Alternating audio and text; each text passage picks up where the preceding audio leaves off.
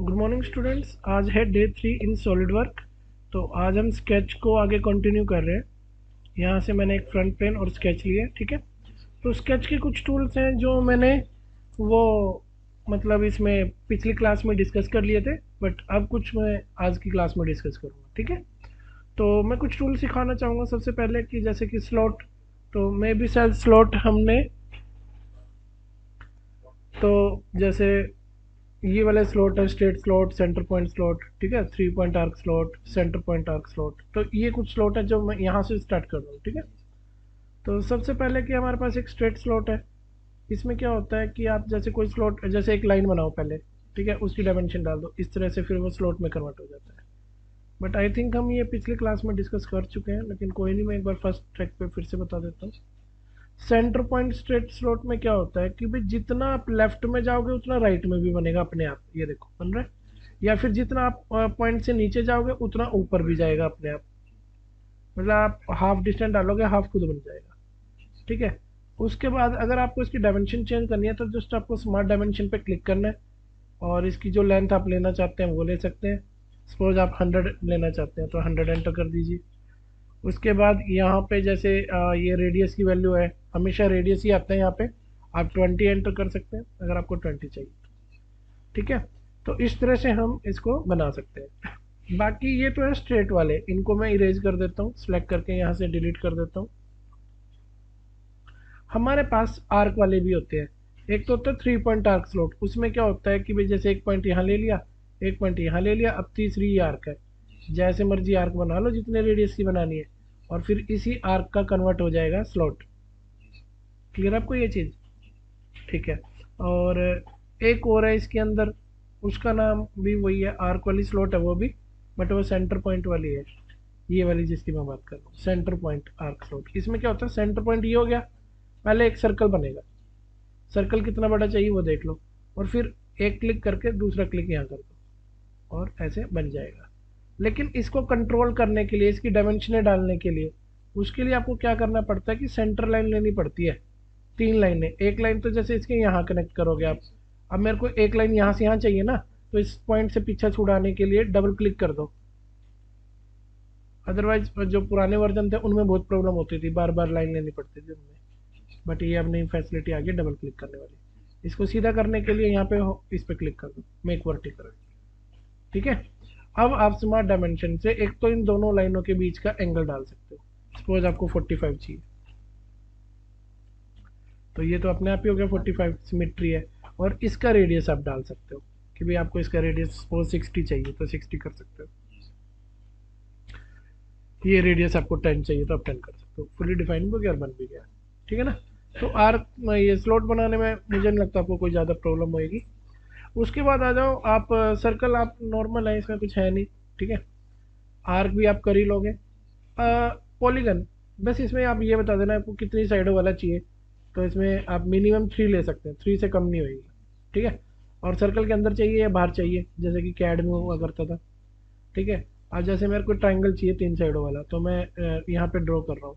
तो आप देख रहे हो 3 साइडों वाला ड्रॉ हो रहा है, ठीक है। ड्रॉ करने के बाद दो काम कर सकते हो, एक तो नीचे वाला बेस लाइन स्ट्रेट कर सकते हो, मेक हॉरिजॉन्टल। फिर आप डायमेंशन से जो मर्जी करो, सर्कल को डायमेंशन दे दो जिसके बाहर बना होगा, ठीक है। तो इसमें पॉलीगन में भी आपको कोई इशू नहीं होगा बनाने में, इजीली बन जाएगा।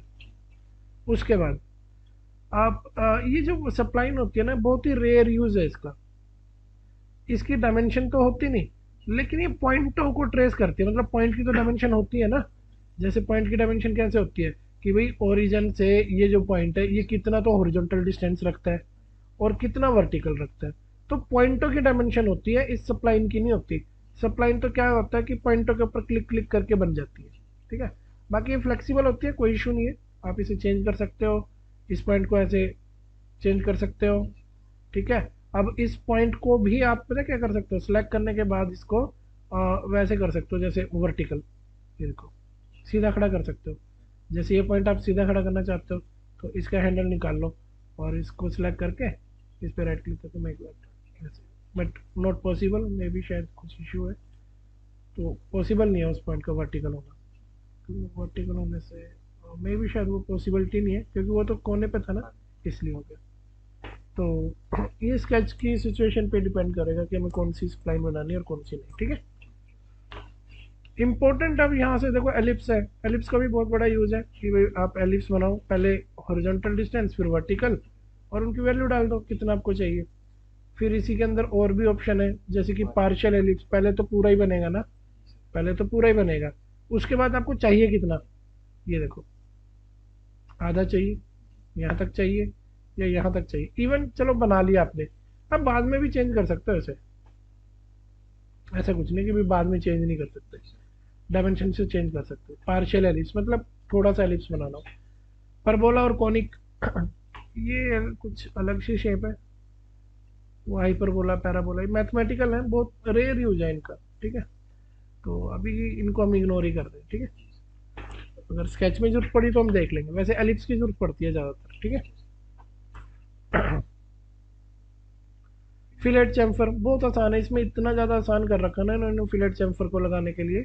जैसे सपोज करो आपके पास दो रेक्टेंगल है, एक में फिलेट लगानी, एक में चैम्फर, फिलेट में गए कितना वैल्यू चाहिए आपको यहाँ लिख दो, और सबको ड्रैग करके एक साथ सेलेक्ट करो, इकट्ठी लग जाएगी, ये देखो, ठीक है। और ओके बटन दबाना बस आपने, लग गई, ठीक है।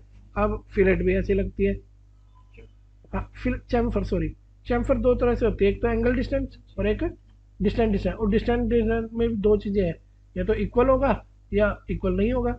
अब जैसे मैंने एक 10 और एक 20 ले लिया, ये देखो अलग अलग है, बट इक्वल करोगे तो दोनों सेम ही आएंगे फिर 10 डिस्टेंस। और कई बार एंगल गिवन होता है 45 डिग्री और 10, ठीक है। इसमें जैसे आप ड्रैग करके जिसको सिलेक्ट करोगे वहाँ लग जाएगी, जैसे इस पॉइंट पे क्लिक किया, इस पॉइंट पे क्लिक किया, या ड्रैग करके भी सिलेक्ट कर सकते हो, बट इसमें हो नहीं रहा ड्रैग करके, इसमें क्यों नहीं हो रहा, उसमें तो हो गया था।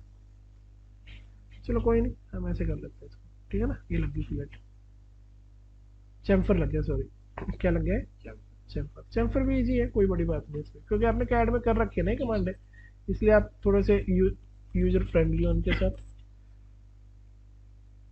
टेक्स्ट लिखना, अगर आपका कभी कोई टेक्स्ट लिखने का मन हो, सपोज करो आपके पास एक आर्क है और इसके ऊपर आप लिखना चाहते हो कैड इंस्टीट्यूट, क्या लिखना चाहते हो, कैड इंस्टीट्यूट आप लिखना चाहते हो यहाँ पे। पहले इसे कंस्ट्रक्शन कैसे करोगे, यहाँ कंस्ट्रक्शन ज्योमेट्री पे क्लिक करो, ठीक है। टेक्स्ट में गए, क्या रहा कर्व, तो कर्व तो ये है जिस पे लिखना है, लिखना क्या है, टेक्स्ट क्या है, कैड इंस्टीट्यूट, मैं टाइप कर देता हूँ कैड इंस्टीट्यूट। बहुत छोटा दिख रहा है ना, पर दिख तो सही रहा है, ऐसे नीचे तो नहीं आ रहा, सीधा आ रहा है, और बीच में आ रहा है, ये बीच में, ये लेफ्ट में, ये राइट में, left to right, right to left, ठीक है। यूज डॉक्यूमेंट फ़ॉन्ट हटाओ, फ़ॉन्ट में जाओ, एक तो ना ये अच्छी सी रेटिंग वाला ले लो, मतलब फ़ॉन्ट स्टाइल चेंज कर सकते हो आप यहाँ से, ये ले लेता हूँ। और ये 3.5 है ना हाइट, मैंने ले ली 20, ओके किया, आ गया ना कैड इंस्टीट्यूट यहाँ लिखा हुआ है, ओके ऐसे। तो कुछ भी आपका टेक्स्ट लिखने का मन हो तो लिख सकते हो, ठीक, सिर्फ 2D के लिए है, 3D के लिए अलग से आता है, ठीक है। तो क्लियर हुआ आपको इतना, ठीक है जी। तो मैं इसको यहाँ से क्या कर देता हूँ, रिमूव, डिलीट। देखो ये तो हमारे बेसिक स्केच टूल्स हैं, ठीक है। ये पॉइंट है, कहीं पॉइंट लगाने का मन हो, कोई निशान लगाना हो, जैसे आपकी कोई लाइन है आपके पास, ठीक है, आपको यहाँ पे इसके 100 के डिस्टेंस पे कोई पॉइंट लगाना है, लगा दो, ऐसे पॉइंट लगा दो, लेकिन मैंने 100 पे तो नहीं लगाया, तो क्या हो गया, स्मार्ट डायमेंशन से बोल दो कि भाई ये पॉइंट इस पॉइंट से 100 के डिस्टेंस पे है, या 50 के डिस्टेंस पे है, या 60 के डिस्टेंस पे, कर दो, क्या इशू है, ठीक है ना। सिंपल पॉइंट बस निशान लगाने के लिए। अब आ जाओ ट्रिम एंटिटीज पे, इस पे आ जाओ, देखो यहाँ मैं एग्जांपल बना देता हूँ एक बार, और इसकी कॉपियाँ करनी है मैंने, तो इसको सिलेक्ट करके मूव एंटिटीज के अंदर एक कॉपी एंटिटीज भी होता है, ठीक है। तो स्टार्ट पॉइंट ले लो और यहाँ से उठा के ऐसे, ठीक है ना। कैसे करते हैं कॉपी, यहाँ पे जाते हैं कॉपी एंटिटीज, बट इसमें मल्टीपल का ऑप्शन नहीं है हमारे पास कि भाई हम एक साथ काफ़ी सारी कॉपियाँ कर लें, ऐसे है, ठीक है ना। इससे बढ़िया तो हम बना ही लेंगे, चलो कितना क्लियर है जी आपको। और यहाँ पे हमने इसकी एक लाइन और बना दी, डबल क्लिक किया, ठीक है जी। अब मैं ये पूरे तामझाम को एक बार और कॉपी करना चाहता हूँ ताकि अलग अलग एग्जांपल हो जाए तैयार, पूरा सिलेक्ट करके कॉपी कमांड ली, स्टार्ट पॉइंट कहीं से भी उठा लो, क्या फर्क पड़ता है, यहाँ रख दो, ठीक है जी। और कुछ एग्जांपल मैंने यहाँ पे बनाए ऐसे, और कुछ एग्जांपल मैंने ऐसे बनाए। ये मैं सब क्या बना रहा हूँ, ट्रिम कमांड को समझाने के लिए एग्जांपल बना रहा हूँ, ठीक है। देखो जी, जब भी आप ट्रिम एंटिटीज में जाओगे तो यहाँ कुछ ऑप्शन आएंगे, जैसे power trim, corner trim, away inside trim, away outside trim to close. Power trim का मतलब पता है क्या होता है, लेफ्ट क्लिक को दबा के रखो, जहां जहां से ग्रे लाइन जाएगी वो चीज गायब हो जाएगी। हो गई, हो गई, हो गई, हो गई। ये पावर ट्रिम का काम है। 99% आपका पावर ट्रिम ही यूज होता है, ठीक है जी। अगर मैं अंडू करूं, जैसे कंट्रोल जेड कर लेता हूँ एक बार, कंट्रोल जेड आ गया, फिर से मैं ट्रिम एंटिटीज में गया तो पावर ट्रिम तो देख लिया आपने। अब कॉर्नर देखो, कॉर्नर पता क्या करेगा, अगर आपने ये लाइन और ये लाइन सेलेक्ट करी ना तो कोना बन जाएगा और कोने से आगे की गायब हो जाएगी। देखो, जैसे इसको सिलेक्ट किया, फिर इसको सिलेक्ट किया, देखा आगे की गायब होगी ना, कोना बन गया। और अगर मैं अंडू करूं और फिर से ट्रिम लूं, और अगर मैं यहाँ कॉर्नर बनाना चाहूँ तो यहाँ बन जाएगा। वहां तो रिमूव हुई थी ना, यहाँ तो रिमूव होने वाला कोई चांस ही नहीं है, बट कोना तो यहाँ भी बनाना। तो कहने का मतलब भाई आपको कॉर्नर बना के देगा, चाहे इसे रिमूव करना पड़े एक्स्ट्रा या इसे ऐड करना पड़े एक्स्ट्रा, ये कॉर्नर बना के देगा आपको। और एक होता है ट्रिम टू क्लोजेट, मतलब कि जो चीजें सिलेक्ट करने से पहले ऑरेंज हो जाएंगी ना, वो एक एक करके उड़ाएगा। देखो ये चीज उड़ेगी जो ऑरेंज कलर आ रहा है ना ब्लू के ऊपर ऑरेंज, ये उड़ गया। अगर सिलेक्ट करके डिलीट करना किसी को, ऐसे सिलेक्ट कर करके, वो चीज होती है, इसे बोलते हैं ट्रिम टू क्लोज, मतलब पहले सिलेक्ट करो फिर वो गायब हो जाएगी। अब आ जाओ ट्रिम अवे इनसाइड और ट्रिम अवे आउटसाइड, इसके लिए बनाए थे मैंने एग्जांपल। ट्रिम अवे इनसाइड है, पहले तो बाउंड्री सेलेक्ट कर लो, एक ये बाउंड्री है लेफ्ट वाली और एक ये राइट वाली। अब आप चाहे अंदर से सिलेक्ट करो चाहे बाहर से करो, गायब कहाँ का होगा, अंदर का। बाहर से क्लिक कर रहा हूँ तब कहाँ का गायब हो रहा है, तभी अंदर का, और अंदर से कर रहा हूँ तो भी अंदर का ही। तो इसका नाम ही क्या है, ट्रिम अवे इनसाइड, मतलब अंदर से ट्रिम होगा। समझ में आपको ये देखो मैं थोड़ा सा बैक कर दूँ इसे, बट करने की जरूरत नहीं है, मेरे पास एक और एग्जांपल था। अगेन देख लो, ट्रिम अवे इनसाइड, पहले टारगेट सेलेक्ट कर लो, दोनों कर लिए। अब मैं अंदर क्लिक कर रहा हूँ तो भी अंदर का, बाहर क्लिक कर रहा हूँ तो भी अंदर का ही हो रहा है, देख रहे हो। और एक होता है ट्रिम अवे आउटसाइड, उसमें क्या होता है, जैसे लेफ्ट और राइट की बाउंड्री सेलेक्ट कर ली हमने, यहाँ पे जाके पहले इसको छोड़ना पड़ेगा कमांड पे, एक मिनट। ट्रिम अवे आउटसाइड, पहले लेफ्ट को और राइट को सिलेक्ट करना पड़ेगा। अब अंदर से क्लिक करो या बाहर से क्लिक करो, लेकिन गायब कहाँ का होगा, बाहर का। तो ये फर्क है दोनों में। So this is the command of trim. Clear आपको इतना।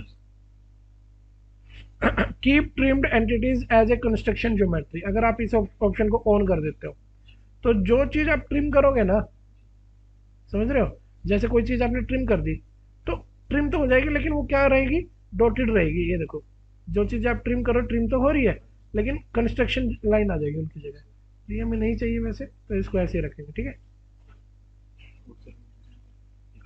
इग्नोर ट्रिमिंग ऑफ कंस्ट्रक्शन, मतलब कि जैसे हम ये देखो, उसमें नहीं आएगी, मतलब सीधी सी बात है, उसमें तो ऐसे गायब हो जाएगा। देखो, जो कंस्ट्रक्शन लाइन है वो ट्रिम नहीं होगी इसमें, देख रहे हो, ये तो ट्रिम हो रही है, ये भी ट्रिम हो रही है, क्या कंस्ट्रक्शन लाइन ट्रिम हो रही है, और एक मिनट रुको, और अब हो रही है, तो वो कंस्ट्रक्शन लाइन को ट्रिम नहीं करने देगा। Ignore trimming of construction geometry, सिर्फ कंस्ट्रक्शन के लिए है ये ऑप्शन। क्लियर आपको ये चीज, ओके बेटा दबा देते। तो ये हमने ट्रिम सीख लिया। एक्सटेंड भी ऐसी है, कोई लाइन आगे तक बढ़ानी हो आपने, जैसे कोई लाइन है आपके पास ऐसे, और आप चाहते हो कि वो लाइन आगे तक बढ़ जाए, एक्सटेंड हो जाए, तो आप उस पर क्लिक करो, एक्सटेंड हो जाएगी ऐसे ऐसे। समझ में आपको इतना। तो ये हमने क्या सीखा, ट्रिम। तो यहाँ तक हमारी सारी कमांडें हो गई हैं। कन्वर्ट एंटिटीज अभी यूज नहीं होगी, जब हम कुछ पार्ट बनाएंगे तब यूज होगी, ठीक है जी। ऑफसेट पे आ जाओ। ऑफसेट बहुत इंपॉर्टेंट कमांड है और ये बहुत ज़्यादा यूज भी होती है, तो इसको जरा हम अच्छे से समझ लेते हैं। सपोज करो आपके पास है ना एक लाइन है, पहले ऐसे गए फिर ऐसे गए और बाद में आर्क की जरूरत पड़ी, ये लाइन है कि आर्क है। अगर मैं दोबारा पॉइंट के पास वापस जाके आ जाऊं तो वो क्या बन जाएगी, आर्क बन गई।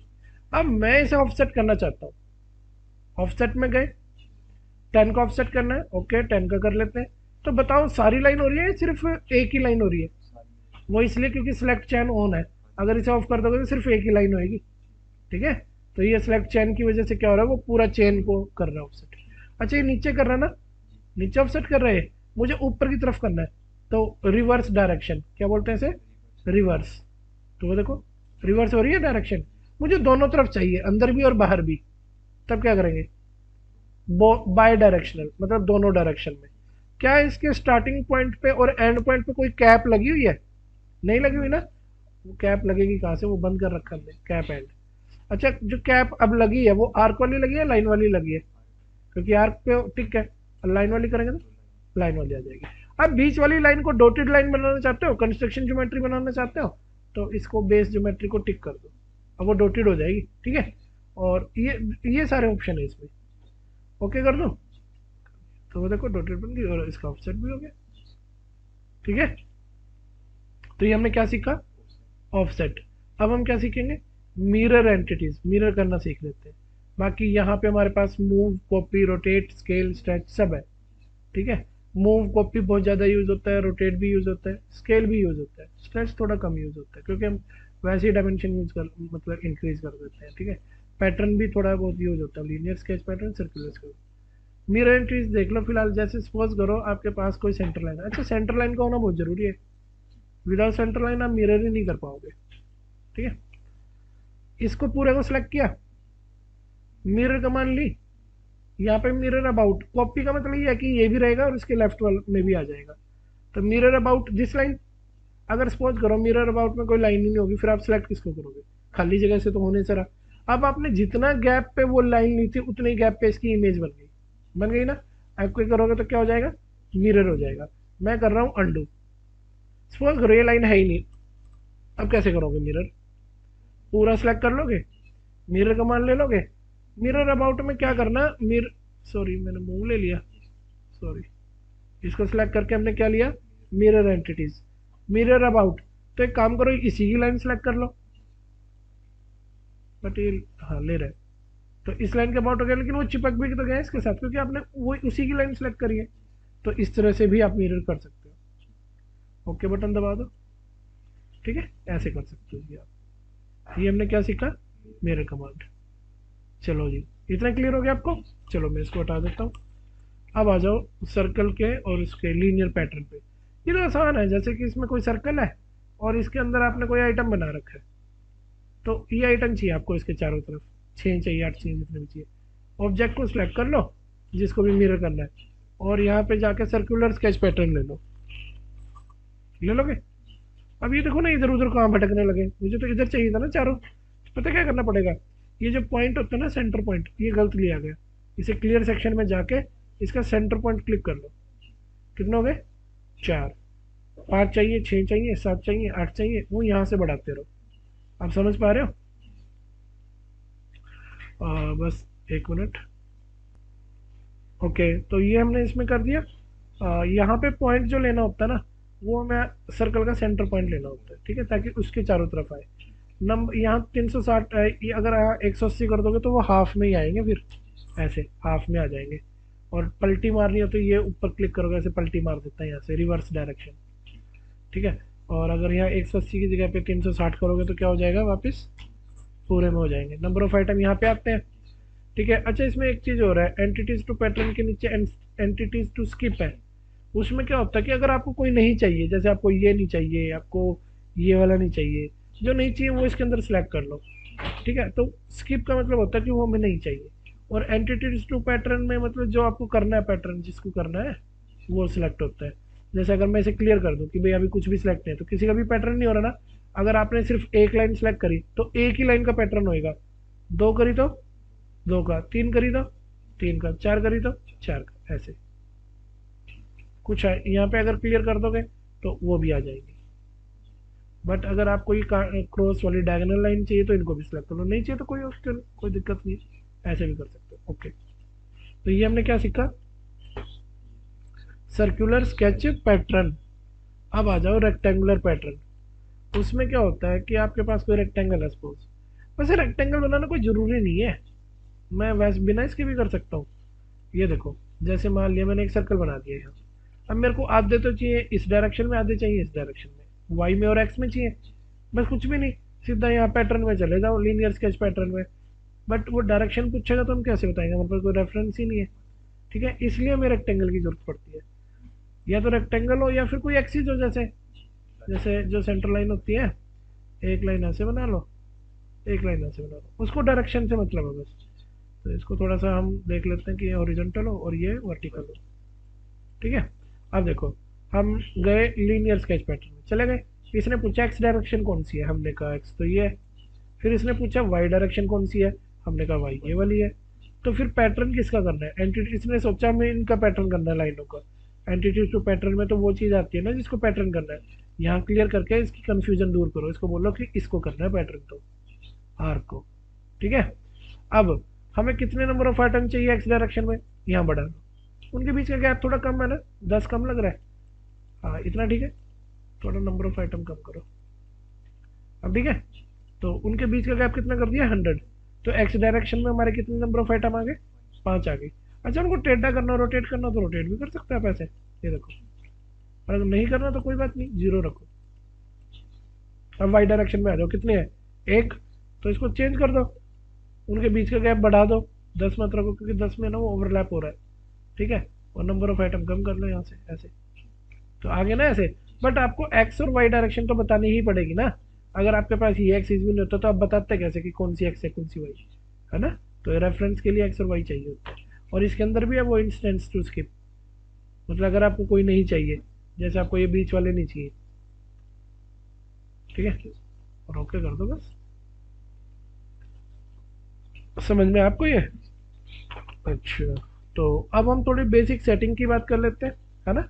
ये तो हमने कौन से स्केच के टूल सीखे हैं। तो जितने भी मैंने अभी तक टूल बताया है, चाहे वो ट्रिम हो, चाहे वो ऑफसेट हो, चाहे वो मिरर हो, चाहे वो पैटर्न हो, मूव, कॉपी हो, फिलेट चैम्फर हो, मोस्ट ऑफ द स्केच आप इससे बना पाओगे। ठीक है, लेकिन इसके अलावा भी कुछ सेटिंग होती है। फॉर एग्जाम्पल, जैसे कि हमारे पास एक लाइन है, मैं ये लाइन बना रहा हूँ, तो कोशिश कर रहा हूँ सीधी बनाने की। ठीक है, तो इस पे ना ऑटोमेटिक एक कंस्ट्रेंट लग गई। अब मैं इसको ऐसे देखो, मैं इसे टेढ़ा करने की कोशिश कर रहा हूँ, ये वर्टिकल करने की कोशिश होएगी नहीं। पता है क्यों, क्योंकि सिलेक्ट करके देखो आपके यहाँ पे एक ग्रीन कलर की हॉरिजॉन्टल कंस्ट्रेंट लगी। तो इसमें जो कंस्ट्रेंट होती है वो ऑटोमेटिक लग जाती है।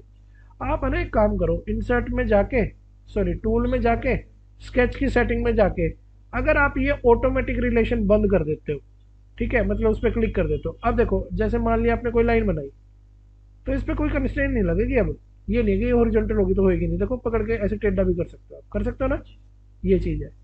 तो वो जो ऑटोमेटिक कंस्ट्रेंट थी वो बंद हो गई थी। ठीक है ना, तो ये हमारा टूल के अंदर आता है, sketch entity, sorry sketch setting के अंदर ऑटोमेटिक रिलेशन। ठीक है, फिर इसके अंदर और भी ऑप्शन होते हैं, जैसे ऑटोमेटिक सॉल्व, एनेबल स्नैपिंग।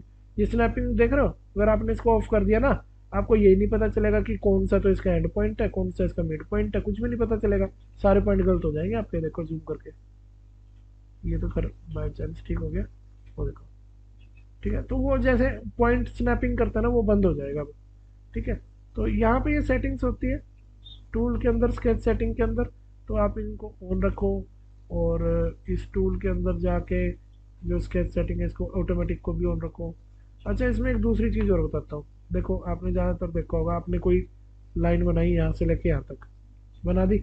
जब मैं इस लाइन को पकड़ के खींच रहा हूँ, तो ये लाइन की, मतलब ये वाली लाइन और ये हॉरिजॉन्टल लाइनें जो है उनकी लाइन चेंज हो रही है ना। ये देखो, जैसे मैं इसे खींच रहा हूँ तो ये इनके साथ चिपकी रहती है, हटती नहीं है यहाँ से ड्रैग करने पे, है ना। तो इसके लिए भी आपके पास ऑप्शन है स्केच सेटिंग के अंदर, इसे बोलते हैं डिटैच सेगमेंट ऑन ड्रैग। मतलब अब आप ड्रैग करोगे ना, हट ही जाएगी, देखो यहाँ से चिपकी तो नहीं हुई इसके साथ। तो ऐसे ऐसी कुछ सेटिंग्स हैं जिनके बारे में आपको पता होना जरूरी है। हालांकि इनका कुछ खास मतलब हम यूज़ करते नहीं है, बट पता होना चाहिए कि अगर ऐसी कोई प्रॉब्लम आ जाए इन फ्यूचर, तो स्केच सेटिंग के अंदर आपको ये सारे ऑप्शन मिल जाते हैं। ठीक है, वो कलर जो आता है क्लोज बाउंड्री के अंदर वो यहाँ से आता है।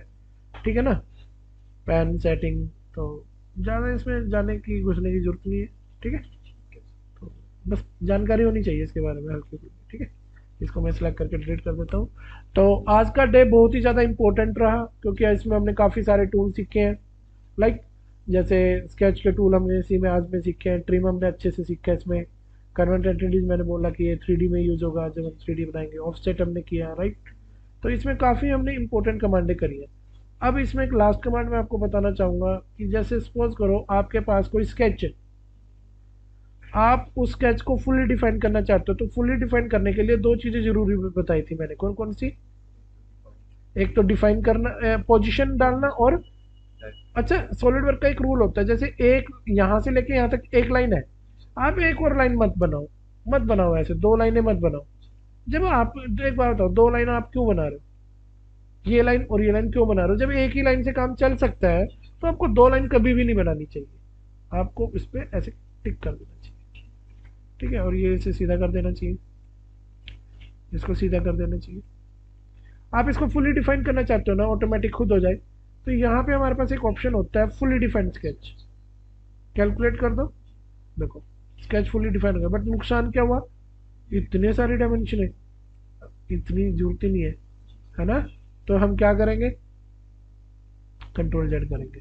अब देखो ये तो उसने किया ना फुली डिफाइन, अब मेरा स्टाइल देखो मैं कैसे करता हूँ, सिर्फ तीन चार डायमेंशनों से मैं इसको क्या कर दूंगा, फुली डिफाइन। अरे यार ये ओवर डिफाइंड हो गया, कंट्रोल जेड, चलो करते हैं। जितनी डायमेंशन आ रही है दे दो, डजंट मैटर कि आप कितनी दे रहे हो, क्योंकि अभी तो जस्ट हम सीख रहे हैं ना, कोई स्केच नहीं बना रहे पर्टिकुलर।